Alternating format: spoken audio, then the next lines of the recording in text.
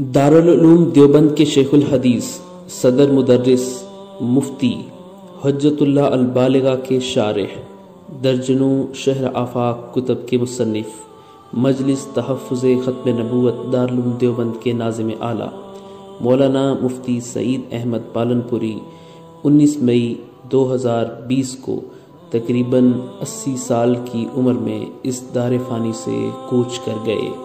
انا للہ و انا الیہ راجعون۔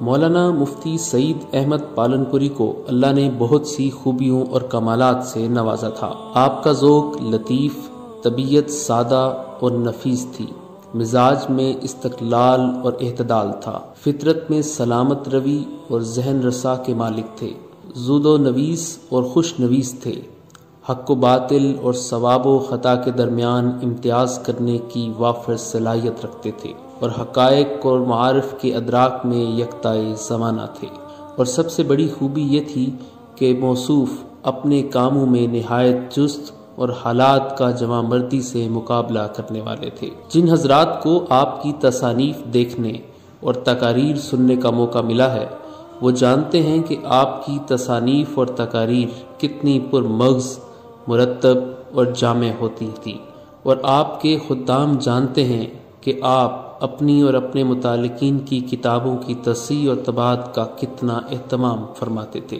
آپ زمانے طالب علمی کے زمانے سے حضرت شیخ الحدیث مولانا زکریا رحمۃ اللہ علیہ سے بیعت تھے اور دیگر بزرگان دین سے بھی فیض یافتہ تھے۔ خاص طور پر مولانا عبد القادر رائے پوری کی مجالس میں مظاہر العلوم کی طالب علمی کے زمانے سے شرکت کرتے رہتے تھے، اور مولانا مفتی مظفر حسین مظاہری کے مجاز، بیعت اور ارشاد تھے۔ مولانا سعید احمد پالنپوری بھارت کے ضلع بنارس کانٹھا شمالی گجرات میں 1940 میں پیدا ہوئے۔ آپ نے اپنی ابتدائی تعلیم اپنے علاقے میں حاصل کی، جس کے بعد مزید تعلیم کے لیے آپ نے مظاہر العلوم سہارنپور یوپی کا سفر کیا۔ فقہ، حدیث، تفسیر اور فنون کی اعلیٰ تعلیم حاصل کرنے کے لیے آپ نے دارالعلوم دیوبند کا رخ کیا۔ دارالعلوم دیوبند کے بڑے بڑے اساتذہ سے آپ نے کسب فیض حاصل کیا۔ دورہ حدیث کے بعد آپ نے دارالافتاء دارالعلوم دیوبند میں داخلہ لیا۔ مفتی سید مہدی حسن شاہ جہاں پوری رحمۃ اللہ علیہ کی زیر نگرانی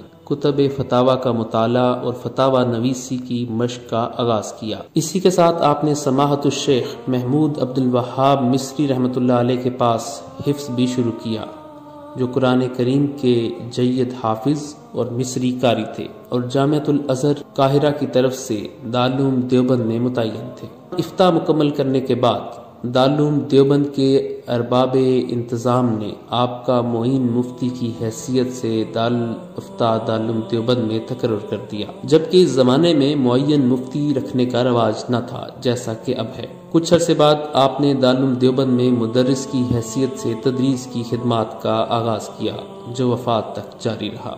آپ نے ترجمہ قرآن، ابو داؤد، ترمذی، شمائل، موتین، نسائی، ابن ماجہ، مشکات، جلالین، معافوز الکبیر، ہدایہ آخرین، شرح عقائد اور حسامی وغیرہ بہت سی کتابیں پڑھائیں اور تصنیف اور تالیف میں مشغول رہے۔ دارالعلوم دیوبند میں مجلس تحفظ ختم نبوت کا قیام عمل میں آیا تو آپ اس کے ناظم اعلیٰ بنے۔ آپ کی تصانیف جو شائع ہو کر مشرق و مغرب میں پھیل چکی ہیں، ان کا مختصر تعارف یہ ہے۔ تفسیر ہدایت القرآن، یہ مقبول عام اور خاص تفسیر ہے۔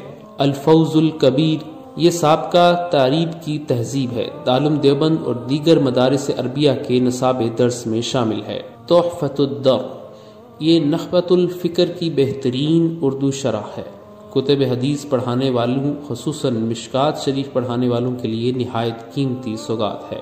مبادئ الفلسفہ، اس میں فلسفے کی تمام اصطلاحات کی عربی زبان میں مختصر اور عمدہ وضاحت کی گئی ہے، دارالعلوم دیوبند اور دیگر مدارس عربیہ کے نصاب درس میں شامل ہے۔ معین الفلسفہ، یہ مبادئ الفلسفہ کی بہترین اردو شرح ہے اور حکمت و فلسفے کے پیچیدہ مسائل کی عمدہ وضاحت پر مشتمل معلومات افزا کتاب ہے۔ مفتاح التہذیب، یہ تہذیب المنطق کی ایسی عمدہ شرح ہے کہ اس سے شرح تہذیب جو مدارس عربیہ کے نصاب درس میں شامل ہے خوب حل ہو جاتی ہے۔ آسان منطق، یہ تیسیر المنطق کی تہذیب ہے۔ دارالعلوم دیوبند اور بہت سے مدارس میں تیسیر المنطق کی جگہ پڑھائی جاتی ہے۔